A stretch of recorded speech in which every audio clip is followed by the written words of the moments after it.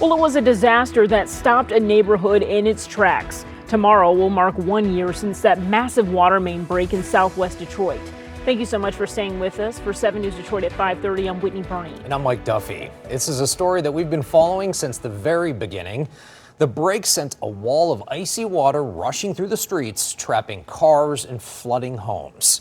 Families were forced out, some with nothing but the clothes on their backs. And the impact was severe. Between 150 and 200 homes were damaged. 54 adults, 22 children, and 12 pets had to be rescued, and dozens were displaced for weeks. 7 News Detroit reporter Jolie Sherman is in southwest Detroit, checking in on a family that we first spoke with last year. She's also talking to the director of Detroit Water and Sewerage Department about what recovery looks like a year later.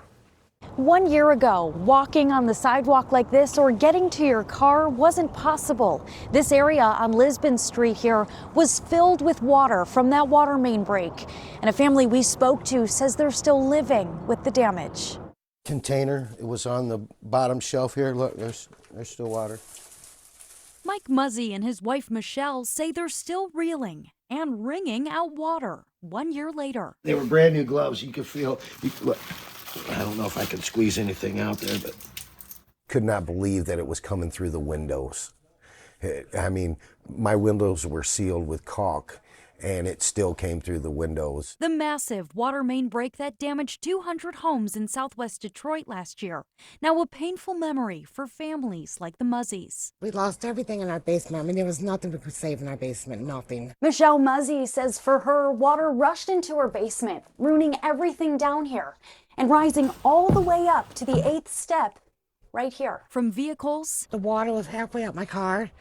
It was halfway up my husband's truck, so a lot of us lost our vehicles through here. and also appliances, pictures, and power tools. All of it was destroyed in the flood. Look at the inside. And if you look on the outside, dust and grime cover many of his items. I don't know that it was preventable. These pipes, these 54-inch pipes are under pressure.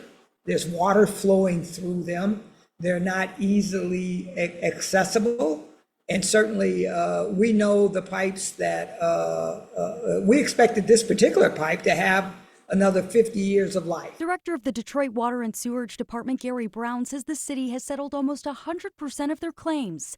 They still have about 2 to 3 claims left to settle, but he says every household affected is back in their home. I want to thank all of the residents that were affected. I mean, this was a horrible situation to be put through. I thank them for their patience. The city estimates the total cost of recovery and repairs to be roughly $12 million, split between the Detroit Water and Sewerage Department, the Great Lakes Water Authority, and the city of Detroit. They say they're keeping a close eye on their aging infrastructure. We've done some repairs. I don't know if you see where I painted and fixed a few things, and I'm still kind of dealing with some of it. In southwest Detroit, Jolie Sherman, 7 News, Detroit.